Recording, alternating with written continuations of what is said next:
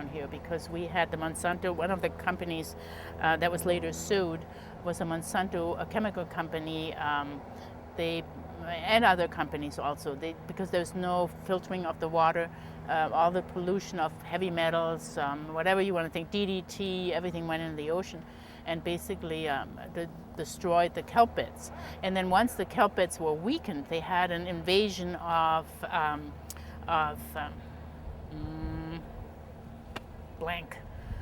urchins, of sea urchins. And they then kind of gave the final death, push to the kelp beds. And that was in the 70s when I was already here. And what they did is first of all, they sued Monsanto, and they had to clean up, or they had to treat the water better. And also they had private divers, take cuttings of kelp from Catalina and plant it by hand around the coast. And you can imagine what a terrible job that was. I mean, consequently it has recovered.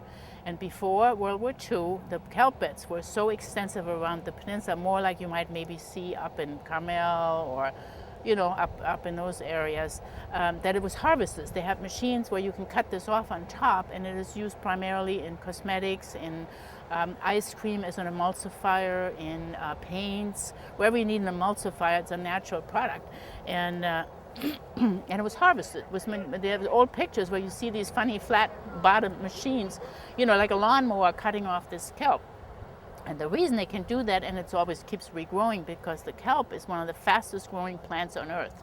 It can grow up to if they have the right conditions, it can grow up to 2 feet a day, gets to be 60 feet, and as we walk along, we'll look for a root. It basically has what they call, it's not really a root because it's not rooted in soil as such, it has a hold fast.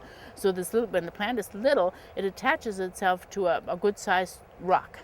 And that's where it stays. And when you have major storms, is one of the reasons you sometimes see these roots on the beaches, because the storms will tear them loose if it's not really well anchored.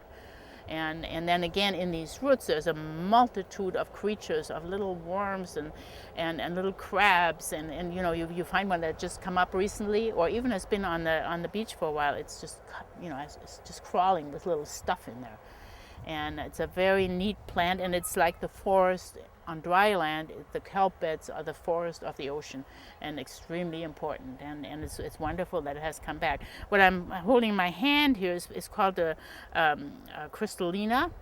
It's a little ocean plant, and it has these little flat segments. And you could see it. It's on the beach. It's ripped off, and I don't know whether you can get a good shot of this.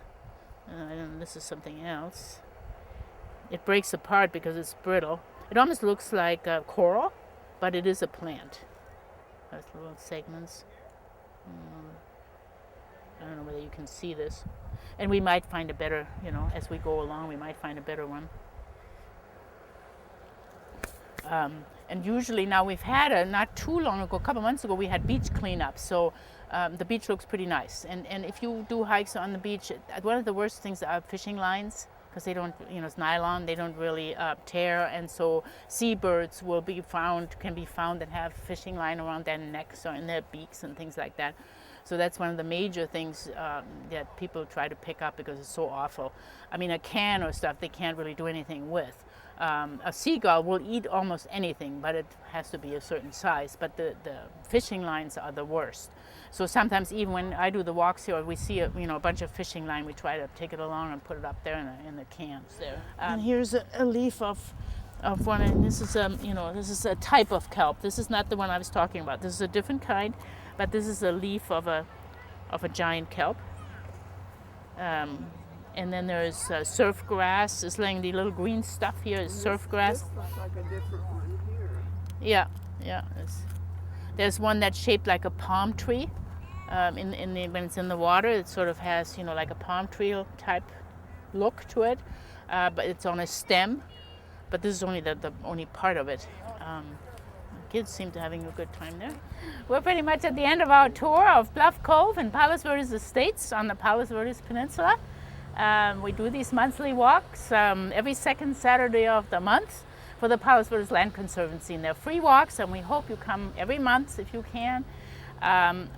perhaps we can show you something or tell you something that you didn't know about the peninsula, this wonderful place that we live at or in. And the next walk, again, second Saturday of the month, will be December. And we make it easy. We walk on McBride, which overlooks the Portuguese Bend Nature Preserve, newly purchased from our various bond money, so we can be very proud of it.